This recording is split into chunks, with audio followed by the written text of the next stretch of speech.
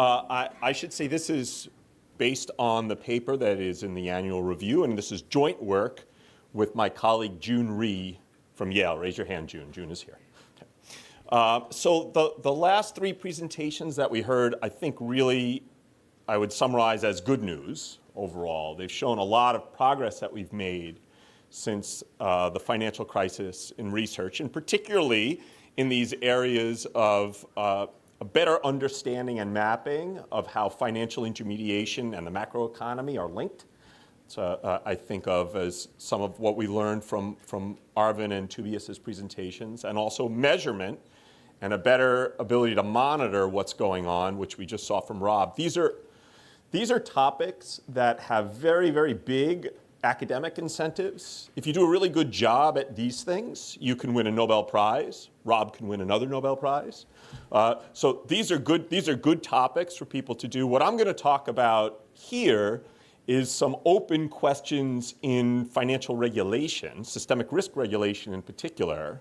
And here, I think actually the pure academic incentives are relatively weak. Not because if we could solve the whole problem, yeah, sure, that would be great. But a lot of the research here requires first that the researcher get very deep in the weeds of the institutions. That's a pretty big investment. And then there's not a whole lot of data on some of the questions that I'm going to be talking about. So you wonder, what kind of thing can I do, and what will people see? So I think here this is a much more depressing talk. There's a lot of it's depressing, I guess, about the state of knowledge. Maybe not depressing if you're a young person who wants to make that investment and you see that you won't have as much competition as you'll have in some of the other places. So let me talk about what my scope is here. So I have the least exciting slides, and not too many of them either. So unfortunately, Rob's slides were the most exciting, so the contrast is going to be really bad. The scope here is to look at the regulation, this is based on the paper, to look at the regulation of systemic risk and how that has changed since the crisis. So it's called regulatory reform. There are a fair number of things that were done in regulatory reform that were not about systemic risk. I don't consider the Consumer Financial Protection Bureau in the United States to be a systemic risk thing. We don't talk about that in the paper. What we're looking at are what are some of the open questions in the regulation of systemic risk. And you can break them up into, I would say, three different categories. There's preventive powers, trying to make sure we don't have another crisis. There's what do you actually do in the emergency. And then there's what do you do to clean stuff up. That's the resolution and restructuring. Now, the clean stuff up part can also be thought of as partly preventative and partly emergency, but it seems to be its own animal. And I'm not going to cover absolutely everything here. So you see there are six. In total, there are six things, there are three under preventative, two under emergency powers, and one under resolution and restructuring that will make up what we'll say are six big open questions. Not on this list is bank capital. Bank capital has received a fair amount of attention and also has received its own treatment in the annual review.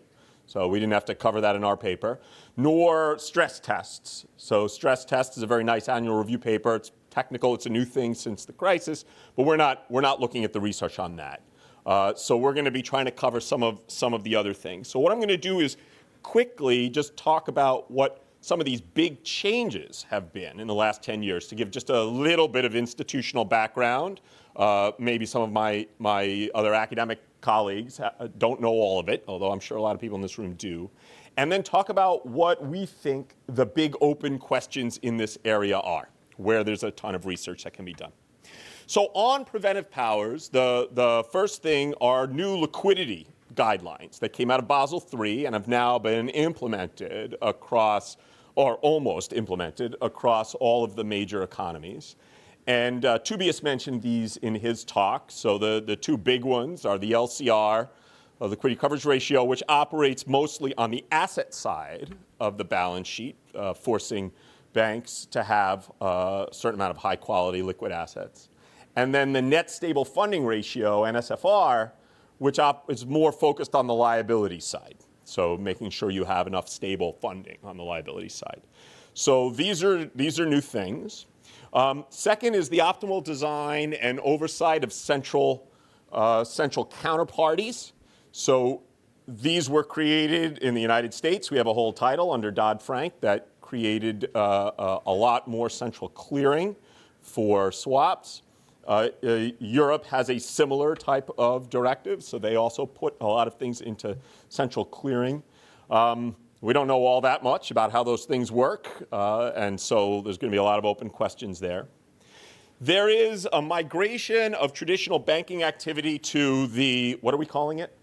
Non-bank credit intermediation. Okay.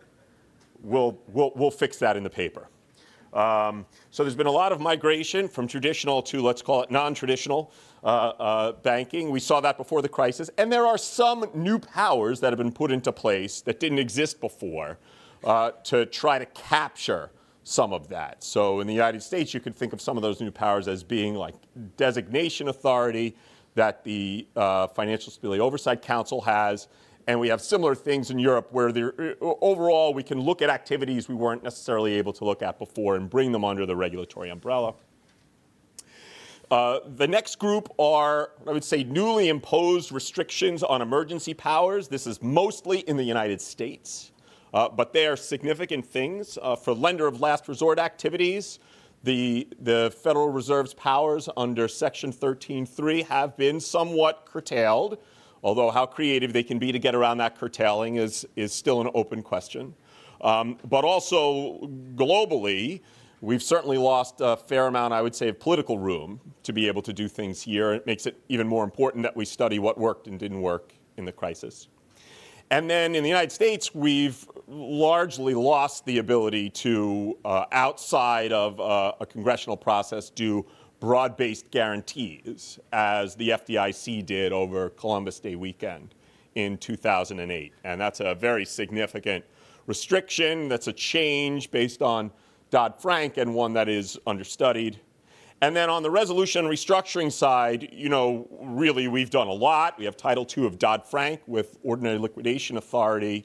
That's a totally new thing and untested. In Europe, they have the Bank Recovery and Resolution Directive, which has been implemented across many different jurisdictions, which is a completely new approach, and the single resolution mechanism that has been created, a new approach for dealing with the failure of large banking institutions in Europe. So those are just the basic institutional changes that have happened. And what I can say is, economists had, as far as I could tell, maybe some of in Basel III, I know there's a lot of economists who are involved in that, although I don't know to what extent they had the final word on the liquidity types of guidelines. But as far as the administration in the United States, I was working in the administration at the time that we were working on Dodd-Frank. I was there. David Sharfstein was also there, and we lost a lot of arguments.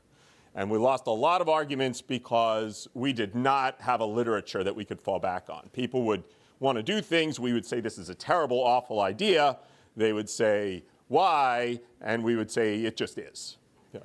It became very difficult to have and the basic tension that was there, frankly, was that there's a lot of lawyers.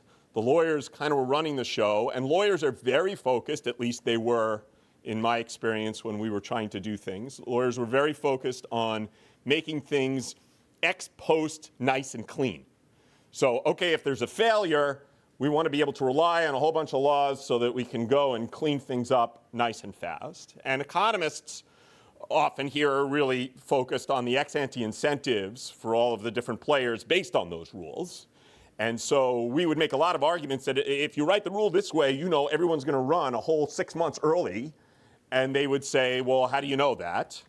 And we would say, it's obvious. And they say, no, it's not. And we would lose the argument. So we need to be ready. We're not going to be able to change all these rules. Well, change any of these laws prior to the next financial crisis, although there's still some rules that can be adjusted on the margin. But we need to be ready that after the next financial crisis, we can hand a draft piece of legislation to Congress in the United States and the equivalent elsewhere, so that we can do better. Okay, great. So let me talk about what I think the 6 big open questions are. So there's one for each of these areas, and where I think we can do some work. So the first is, what are the implications of Basel III's liquidity rules for overall for systemic risk, for crises. So we have these new liquidity rules, and you have to understand here, or at least I think we should understand, I don't know how much economists got to really be involved in figuring out what those liquidity rules could be, but they're strange. Okay, so remember the main idea of those what motivates these liquidity rules is the idea that banks were doing too much of the lending long and borrowing short. They were doing too much maturity transformation. We have to keep them from doing that, right? That's not a bug. That's a feature. That's what banks are. And so to the extent that we place restrictions on banks' ability to do maturity transformation, it's probably going to go somewhere else. And I don't think we have any really great estimates of where it's going to go or what that's going to mean overall for systemic risk. And there are opportunities to do some work here because these LCR and SFR things are being rolled out kind of in an exogenous order across countries and different sizes of banks. I think there's stuff to do, but we need people doing those things, and to do them, you got to bury yourself a little bit in how these rules get built. It's not that much fun. It's not as much fun as a DSGE model, but it's important. Second, how do CCPs affect the probability and cost of a financial crisis? How should they be designed and regulated to maximize their net benefits? This was another area. It's very big. All these new rules, we're going to put things into central clearing. Overall, huge problem leading up to the crisis. Doug talked about it in his speech about how really you can get a run that just comes from people coming and demanding more collateral. And in fact, in a world where everything is bilateral trade, you can have situations like Lehman Brothers that had effectively a flat book and got totally crunched by collateral calls. And then furthermore, their flat book had an enormous amount of breakage after they went bankrupt that caused great damage to the estate. You have situations like AIG where the collateral calls also killed them. But it's tricky. Lehman Brothers also got a ton of hurt from the place where they were doing things kind of centrally in their third-party repo. JP Morgan kept asking for more and more collateral from them. That's almost like JP Morgan was acting like a central clearing party. And $5 billion, and they handed it over, and another $5 billion, and then they really couldn't, right? So we don't know which of these two methods, what it does to make a crisis more likely going in, or what's going to make it more difficult to clean up afterwards. And when the rules were being written, all David and I were able to do was continue to call Darrell Duffy and ask his opinion. Okay. Darrell had written some papers on this. Nobody else really had papers on it. And since the crisis, Darrell's written more. Some other folks have picked it up. But there's a lot more, say, in the operations research literature where people have tried to sort out exactly how these things might work, and not so much about the economic incentives that happen when you have this in place versus a system where things are largely going through bilateral clearing. Okay, third, how do post-GFC regulations affect migration to the non-bank credit information, whatever we're calling it? And what tools should we use to monitor and regulate that sector? So we saw very clearly, I've talked about this with regards to liquidity, with regards to bank capital, with regards to any of the rules that we put on banks, if we think our main tension is these are big institutions, they're scary, let's look at them more carefully and supervise them hard, make them hold more capital, we will push stuff outside of them. And the evidence on this from before the crisis is very strong. Many people in this room have written papers on it. The basic result being if the convenience yield, however you want to measure it, widens, we get a whole lot of short-term safe asset creation outside of traditional banking. You see it in asset-backed commercial paper. You see it in exactly when people take stuff out of the warehouse to securitize, and it happens at very quick horizons. So we need a real way to monitor that and figure out who's making all this collateral and where's it going and what are the rules doing for that. And there's work on that, but I think not really answers. Okay, fourth, moving to the topic of what we do actually in a crisis, the emergency powers. How should we design lender of last resort policies for modern panics? And in particular, lender of last resort has a main tension here between stigma and moral hazard, long-term moral hazard and short-term moral hazard in some sense, right? So we think that banks consider it to be a bad signal that they are borrowing from their central bank. And so there is a temptation, however, we want them to feel a little bit bad, because the idea is, well, if they don't feel bad at all, then they're going to take tons and tons of risk going forward.